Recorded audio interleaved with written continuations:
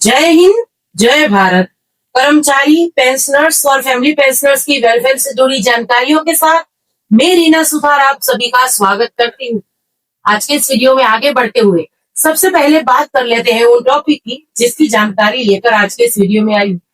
देखिए, 8वें वेतन आयोग को लेकर जो एक नई अपडेट सामने निकल कर आ रही है, उससे कम से कम हमें ये आश्वासन मिल रहा है कि अब हमें हमारे सैलरी और पेंशन के बेसिक में जो बढ़ोतरी का हम इंतजार कर रहे थे, उसके लिए ज्यादा दिन इंतजार नहीं करना पड़ेगा। तो ये अपडेट कौन सी है, जानिए आज के इस वीडियो।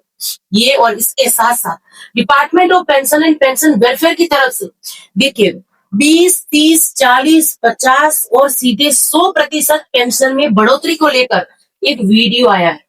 आज के इस वीडियो में वो वीडियो की छोटी सी क्लिप भी जो है वो शेयर करूंगी, क्योंकि हमारे बहुत सारे ऐसे पेंशनर, फैमिली पेंशनर्स हैं जो साल 2006 से पहले रिटायर होकर आए हैं। उनके लिए ये वीडियो बेहद ही महत्वपूर्ण हो जाता है ये जानना, और इसके साथ साथ कुछ कमेंट्स जिनके माध्यम से हमारे पेंशनर्स और फैमिली पेंशनर्स ने अपनी पेंशन संबंधी समस्याओं को शेयर किया है। तो चलिए, इसी जानकारी के लिए आज के इस वीडियो में हम आगे बढ़ते हैं। वीडियो में आगे बढ़ने से पहले आप सभी से निवेदन है कि वीडियो में अंत तक बने रहिएगा। इस चैनल के माध्यम से दी गई जानकारी अगर आप सभी लोगों के लिए यूजफुल रह रही है तो लाइक और शेयर कर दीजिएगा। इस वीडियो को हाइप जरूर से करिएगा ताकि हर एक कर्मचारी पेंशनर्स तक इस वीडियो की जानकारी पहुंच सके। आप चाहे तो चैनल को ज्वाइन कर सकते हैं, लेकिन अगर सब्सक्राइब नहीं किया तो अभी रुकिए, जल्दी से पहले चैनल को सब्सक्राइब कर दीजिए और बेल आइकन को प्रेस करके नोटिफिकेशन ऑन कर दीजिए, फिर वीडियो को देखना कंटिन्यू करिए। तो चलिए, इसी के साथ आज के इस वीडियो की शुरुआत करती हूँ। वीडियो की शुरुआत करते हुए सबसे पहले मैं यहाँ पर जो है हमारे डीएससी से रिटायर्ड पेंशनर्स जो हमारे भाई हैं उनके लिए बात करना चाहता हूँ। देखिए, हालांकि कल के वीडियो में विस्तार से मैंने इसके बारे में बात की थी कि ऐसे पेंशनर्स जो डीएससी से रिटायर होकर आए हैं और उनकी सर्विस 13.6 यानी 13 साल और 6 महीने ही है, वो भी पेंशन के लिए जो है कोर्ट केस कर सकते हैं। अब इससे जुड़ी हुई ज्यादा जानकारी चाहिए, आप मेरे फोन नंबर पर फोन करके इससे जुड़ी हुई जानकारी ले सकते हैं। तो इसी के साथ अब वीडियो में आगे बढ़ते हुए बात करते हैं 8वें वेतन आयोग। देखिए, आज हमारे देश के हर एक कर्मचारी, पेंशनर और फैमिली पेंशनर्स के मन में यही सवाल है कि ये 8वां वेतन आयोग जो है वो कब तक आएगा, कब तक हमारी सैलरी, पेंशन के बेसिक में बढ़ोतरी हमें देखने के लिए मिलेगी, और इससे इसके बेसिक से जो डिफरेंस हो रहा है उसका एरियर हमें कब मिलेगा। तो देखिए, इन सवालों का जवाब कहीं न कहीं ये जो 2 अपडेट आई है इसमें छुपा हुआ है। जहां एक तरफ 8वें वेतन आयोग की जो कमेटी है वो हर एक राज्यों का दौरा कर रही है। इससे पहले उत्तराखंड में गई थी ये कमेटी, और इसके साथ अब आने वाले दिनों में दिल्ली और पूना जैसे राज्यों में ये कमेटी जो है वहां के जो प्रतिनिधि हैं, जो एसोसिएशंस वगैरह है, उनके प्रतिनिधि से बातचीत करेगी। अब इससे जुड़ी हुई एक अपडेट निकल कर आ रही है, और इसके साथ साथ सलाहकार की नियुक्ति की जानकारी भी जो है 8वें वेतन आयोग को लेकर सामने आ गई। तो चलिए, इन दोनों ही अपडेट पर एक एक करके नजर डालते हैं। सबसे पहली बात कि आने वाले दिनों में किन राज्यों पर ये मीटिंग का दौर चलने वाला है। डॉक्टर मनजीत सिंह पटेल जी ने इसकी जानकारी दी है कि ये बहुत खुशी की बात है कि एडसीपीसी ने दिल्ली और पुणे में अपनी मीटिंग का शेड्यूल जारी कर दिया है। अब भरोसा हो रहा है कि आयोग अपने काम की गति पकड़ रहा है। All India NPS employees federation इसके लिए आयोग का हृदय से स्वागत करती है और आभार प्रकट करती है। उम्मीद है कि जल्द ही आयोग हमारी संस्था को भी अपने सुझाव रखने का अवसर प्रदान करेगा। फिलहाल देखिए, यहाँ पर 28, 29 और 30 अप्रैल को आयोग जो है वो दिल्ली में, और 4 और 5 मई को पुणे में जो है बातचीत करेगी। जो कर्मचारी संगठन है, पेंशनर्स के एसोसिएशन है, उनके जो प्रतिनिधि है उनके साथ। तो इसको लेकर देखिए, यहाँ पर ये भी कहा गया है कि जो बातचीत करना चाहते हैं कमेटी के साथ, उनके इच्छुक संगठन या यूनियन जो है इसके लिए अपील कर सकते हैं। अब अपील वगैरह कैसे करनी है इसके बारे में जो आप सब जानते ही होंगे। वो अगर ऐसे हैं कर्मचारी, पेंशनर, फैमिली पेंशनर्स, वो भी अपनी मांग जो है कमेटी के सामने रख सकते हैं, पहुंचा सकते हैं। तो जैसे कि हमने देखा कि 8वें वेतन आयोग ने अपनी कामकाज में तेजी तो ला दी है, इसके साथ साथ देखिए सलाहकार की नियुक्ति भी होने वाली है। ये लेटर है भारत सरकार के द्वारा जो 10 अप्रैल 2026 को जारी किया गया है। अब इसका देखिए विषय देखिए, 8वें केंद्रीय वेतन आयोग में सलाहकारों की नियुक्ति के लिए आवेदन आमंत्रित करना। इसको कॉन्ट्रैक्ट बेसिस पर जो है सलाहकारों को यहाँ पर जो है भर्ती किया जाएगा, और इससे जो भी पेंशन या सैलरी या अलाउंसेस में बढ़ोतरी होनी है, इसका जो रिविजन वगैरह होना है, सिफारिशें तैयार करनी है, इसके लिए जो है सलाह मांगी गई है। तो इसी चीज को लेकर ये लेटर जारी किया गया है। तो ये दोनों ही जानकारी को देखकर हम ये कह सकते हैं कि अब कहीं ना कहीं 8वां वेतन आयोग जो है उन्होंने अपने कामकाज में जो है तेजी पकड़ ली है। अब इसके बाद जो भी अपडेट होगी वीडियो के माध्यम से मैं जरूर से शेयर कर दूंगी। अब वीडियो में आगे बढ़ते हुए बात करते हैं 20, 30, 40, 50 और सीधे सीधे 100% पेंशन बढ़ोतरी पर। और ये बढ़ोतरी एडिशनल पेंशन को लेकर, देखिए हमारे बहुत सारे एजेड पेंशनर्स ऐसे हैं जिनकी एज 80 साल से भी ऊपर हो चुकी है, लेकिन अभी तक उनकी एडिशनल पेंशन शुरू नहीं हुई है। हालांकि हम अपने वीडियो के माध्यम से समय समय पर प्रयास करते रहते हैं कि एडिशनल पेंशन को लेकर ज्यादा से ज्यादा बात करें, ताकि सभी हमारे पेंशनर, फैमिली पेंशनर्स को उनकी एडिशनल पेंशन से जुड़ी हुई कोई भी परेशानी ना हो। एडिशनल पेंशन से जुड़े हुए नियम क्या है, आपको इसको लेकर कैसे क्या सावचेती रखनी है, कार्रवाई क्या करनी है, सभी के बारे में हम बात करते रहते हैं। अगर आप रेगुलर वीडियोस देख रहे हैं तो आपको इस सभी के बारे में जानकारी हो। लेकिन अब देखिए, पेंशनर्स और फैमिली पेंशनर्स में अवेयरनेस के लिए उनको ये जानकारी देने के लिए कि एडिशनल पेंशन से जुड़े हुए नियम क्या है, department of pension and pension welfare की तरफ से ये छोटा सा वीडियो आया। पहले आप ये देख लीजिए, फिर इसके बारे में बात। नमस्कार, मैं मधु मनकोटिया, अवर सचिव पेंशन एवं पेंशन भोगी कल्याण विभाग से। हमारे सभी पेंशनर्स और फैमिली पेंशनर्स जो केंद्रीय सिविल सेवा पेंशन रूल्स 2021 के तहत पेंशन ले रहे हैं, मैं उनको यह बताना चाहती हूँ कि मूल पेंशन के साथ अतिरिक्त पेंशन जो आयु के आधार पर दी जाती है, वह 80 साल की आयु पूरी होने के बाद प्रदान की जाती है। जिस महीने में पेंशनर्स 80 साल की आयु पूरी कर लेते हैं, उसी महीने की तो जैसे अभी आपने सुना एडिशनल पेंशन को लेकर नियम क्या, कोई भी पेंशनर्स या फैमिली पेंशनर्स, देखिए एडिशनल पेंशन फैमिली पेंशनर्स को भी लागू है।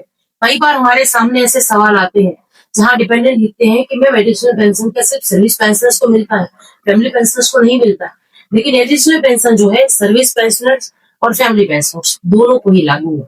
शर्तें इसके लिए क्या है, अगर 20% पेंशन में बढ़ोतरी चाहिए तो इसके लिए 80 साल की एज कंप्लीट होनी चाहिए। लेकिन कुछ पेंशनर फैमिली पेंशनर्स की गलती की वजह से या कहें कि बैंक के रिकॉर्ड की गलती की वजह से एडिशनल पेंशन सही समय रहते शुरू नहीं होता है। और ये गलती कौन सी होती है, ये गलती होती है डेट ऑफ बर्थ में गड़बड़ी। अगर तारीख, महीना और साल सही से नहीं लिखा होगा आपके रिकॉर्ड में, पीपीओ में, पासबुक, जो सारे आपके जो पेंशन से संबंधित दस्तावेज होंगे उसमें, या तो ये एडिशनल पेंशन शुरू होने में दिक्कत हो सकती है। इसलिए बार बार कहती हूँ कि भले ही आपकी एडिशनल पेंशन शुरू होने में भी कुछ समय हो, लेकिन फिर भी अपना जो सारा ये पेंशन से जुड़ा हुआ विवरण है उसको सही करें, ताकि जब एडिशनल पेंशन शुरू होने का समय आए आपकी पेंशन के बिना किसी परेशानी के शुरू हो जाए। तो इसको लेकर ध्यान रखिएगा। ये तीनों चीजें जैसे कि डेट, महीना और साल, ये सही होना चाहिए, मेंशन होना चाहिए। क्योंकि बहुत सारे जो हमारे पेंशनर, फैमिली पेंशनर्स हैं, इनके पीपीओ में सिर्फ साल लिखा होता है, तो उसमें कौन से महीने से एडिशनल पेंशन चालू करनी है, बैंक या पीसीए को कैसे पता चलेगा।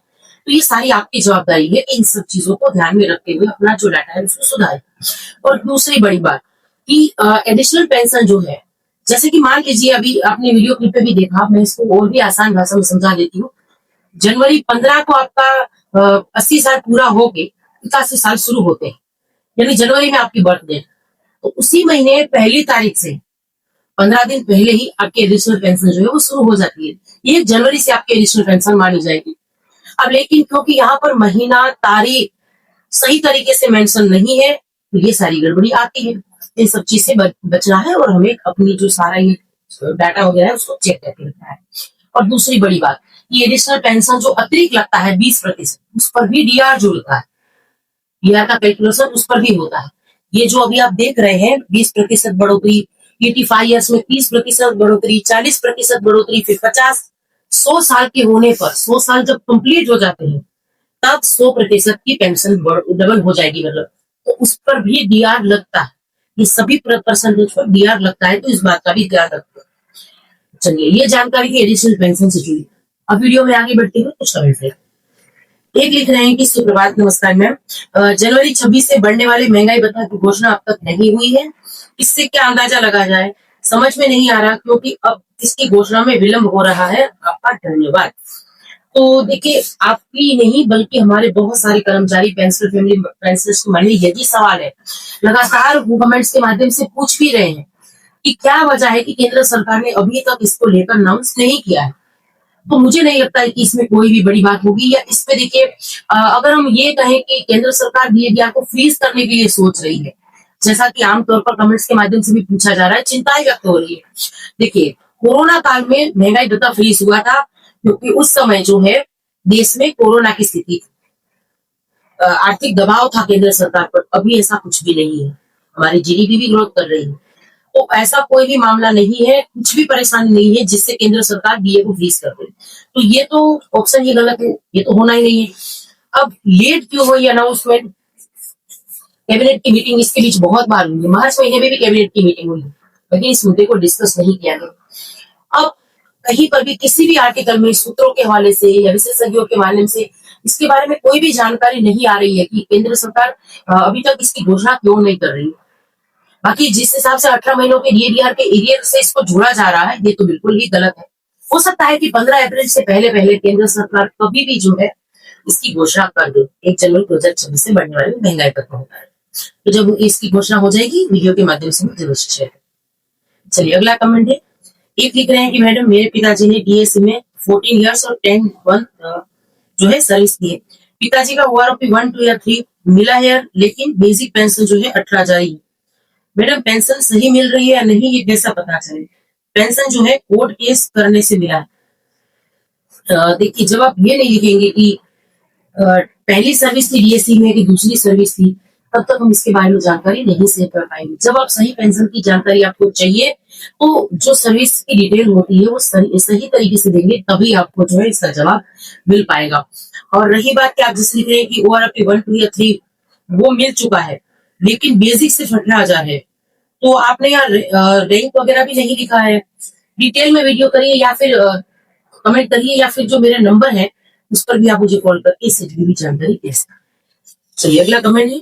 एक लिख रहा है कि मैडम जी, इस बार भी CA का पैसा नहीं आया है, क्या करना है? 28 मार्च हो गया है। ऐसे बहुत सारे कमेंट आते हैं जहाँ पेंशनर्स लिख रहे हैं कि चिल्ड्रन एजुकेशन अलाउंस का पैसा नहीं मिल रहा। लेकिन देखिए, अगर रेगुलर वीडियोस देख रहे हैं तो आपको पता होगा इसके बारे में क्या कार्रवाई करनी है। आपको KSB से इसको लेकर ग्रीवेंस डालनी है, इसको पूछना है KSB से कि अभी तक ये पैसे का भुगतान क्यों नहीं हुआ है। वो तुरंत रिप्लाई करता है और आपको जवाब मिल जाएगा। चलिए, सबसे आखिर में ये कमेंट देख लेते हैं। 2014 में रिटायर हमारे पेंशनर्स पूछ रहे हैं कि CP ग्राम में कंप्लेन दिया करना है तो कैसे करिए, प्लीज इसके बारे में जानकारी लीजिए। ठीक है, CP ग्राम पे कंप्लेन करने का सबसे आसान तरीका है, CP ग्राम के टोल फ्री नंबर पर कॉल कर दीजिए 1800111960। तो CP ग्राम के टोल फ्री नंबर है, इस नंबर पे कॉल करके आप आपकी कंप्लेन दर्ज करा दीजिए। बाकी रेगुलर वीडियोस देखिए, मैं हमारे वीडियोस में जो है ऐसे ही मुद्दे शामिल करती हूँ जो ज्यादातर हमारे कर्मचारी पेंशन या फैमिली पेंशनर से जुड़े हुए होते हैं। तो अगर आप रेगुलर वीडियोस देखेंगे तो आपके पेंशन संबंधित कोई भी समस्या होगी तो इसमें आपको पता होगा कि कैसे और क्या कार्रवाई करनी है। तो उम्मीद करती हूँ कि हमारे सभी पेंशनर्स भाइयों ने, मेरी फैमिली पेंशनर्स बहनों ने चैनल को सब्सक्राइब कर लिया होगा और नोटिफिकेशन ऑन रखा होगा। और आज तक के लिए यही जानकारी थी जिसको लेकर आज के इस वीडियो में आई थी। ये जानकारी आप सब लोगों को कैसे लगी, कमेंट्स के माध्यम से जरूर से शेयर करिएगा। इसी के साथ आज के इस वीडियो से विदा लेती हूँ। जय हिंद।